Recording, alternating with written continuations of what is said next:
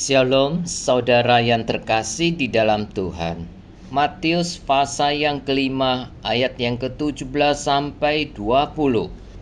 Janganlah kamu menyangka bahwa aku datang untuk meniadakan hukum Taurat atau kitab para nabi.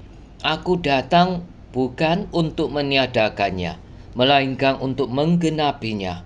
Karena aku berkata kepadamu, sesungguhnya selama belum lenyap langit dan bumi ini, satu iota atau satu titik pun tidak akan ditiadakan dari hukum Taurat sebelum semuanya terjadi. Karena itu, siapa yang meniadakan salah satu perintah hukum Taurat, sekalipun yang paling kecil, dan mengajarkannya demikian kepada orang lain, ia akan menduduki tempat yang paling rendah di dalam kerajaan sorga. Tetapi siapa yang melakukan dan mengajarkan segala perintah-perintah hukum Taurat, ia akan menduduki tempat yang tinggi di dalam kerajaan sorga. Maka aku berkata kepadamu, jika hidup keagamaanmu tidak lebih benar daripada hidup keagamaan ahli-ahli Taurat dan orang-orang Farisi, sesungguhnya kamu tidak akan masuk ke dalam kerajaan surga.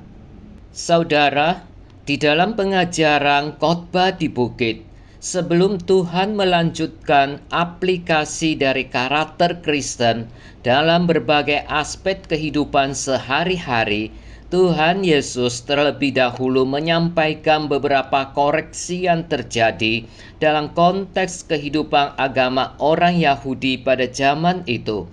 Bangsa Yahudi adalah bangsa yang beragama dengan ketaatan tinggi untuk menjalankan ajaran keyakinan mereka, tetapi tanpa pengertian yang benar. Semangat mereka dalam keagamaan adalah semangat legalis dan fanatisme yang kaku. Dan ini terjadi karena penafsiran yang salah terhadap Taurat atau firman Tuhan. Di sini Tuhan menegaskan suatu dasar atas apa yang akan dijabarkannya, bahwa yang dia ajarkan tidak bertentangan dengan Taurat. Dia tidak sedang mengajarkan sesuatu yang baru. Hal itu memang tidak mungkin karena prinsip konsistensi dari perwahyuan firman Tuhan. Allah tidak mengajarkan kebenaran yang perlu direvisi. Ayat 17, Tuhan menyatakan bahwa dia datang bukan untuk meniadakan Taurat dan ajaran para nabi, tetapi untuk menggenapinya. Ayat 18, Tuhan menegaskan bahwa Taurat tidak salah atau mengandung kekurangan. Taurat mengajarkan prinsip-prinsip kebenaran yang bersifat kekal sehingga tidak perlu dikoreksi. Yang Tuhan permasalahkan secara tegas adalah bagaimana Taurat dan ajaran Nabi ditafsir secara salah oleh para ahli Taurat dan orang Farisi dan diajarkan kepada orang lain. Tuhan menegaskan bahwa kebenaran dari hidup murid-muridnya harus lebih daripada kebenaran dari hidup para ahli Taurat dan Farisi. Saudara, tuntutan ini bukan tuntutan yang berlebihan, karena orang Kristen sejati harus mampu hidup dalam kebenaran yang sesungguhnya, bukan kebenaran yang ditafsirkan berdasarkan selera dan kepentingan masing-masing. Ahli Taurat dan orang Farisi adalah para tokoh agama, para pemimpin agama orang Yahudi. Ahli Taurat adalah orang-orang yang menghabiskan hampir seluruh hidupnya untuk mendalami kitab suci. Sedangkan orang Farisi adalah kelompok separatis yang berusaha menonjolkan kesalehan hidupnya dalam tindakan perbuatan sehari-hari dengan berusaha menerapkan secara penuh apa yang mereka tafsirkan dari hukum Taurat, yang kadang jauh lebih ketat dari apa yang tertulis. Mereka adalah kelompok orang-orang yang menonjol dalam masyarakat, karena mereka berjuang untuk menjadikan perbuatan dalam kebajikan moral dan etika menjadi tujuan utama hidup mereka.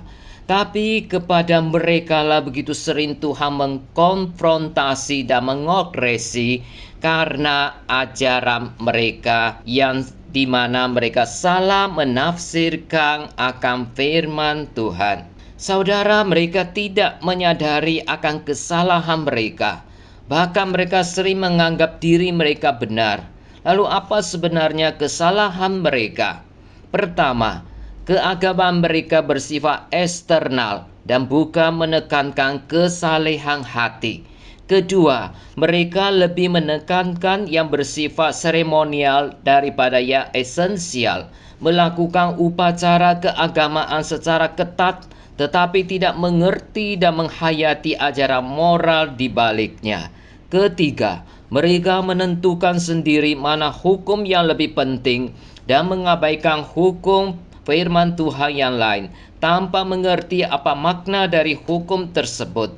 Keempat, mereka menekankan kepentingan diri sendiri, berusaha menjadi saleh dan menikmati kepuasan diri.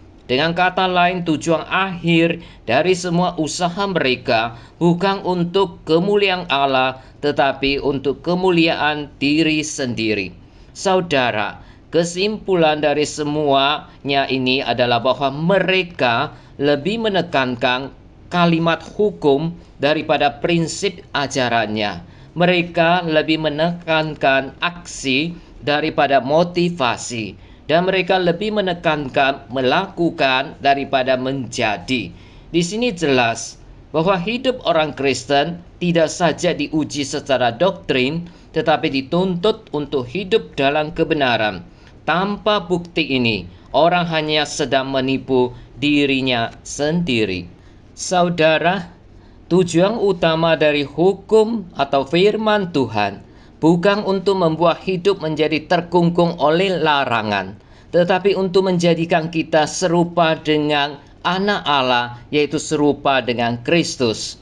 Firman Allah beserta seluruh ajaran etika dalam Alkitab tidak boleh diterima sebagai akhir tujuan, tetapi melaluinya kita dibawa kepada pengenalan yang lebih dalam dan benar tentang Allah. Melalui hidup dalam semangat kebenaran, kita semakin mengerti dan memuliakan Tuhan. Apakah aku telah memuliakan Tuhan dari hidupku hari ini? Kiranya Tuhan menolong kita supaya kita semakin mengenal Allah dan semakin menyerupai Tuhan kita Yesus Kristus. Amin.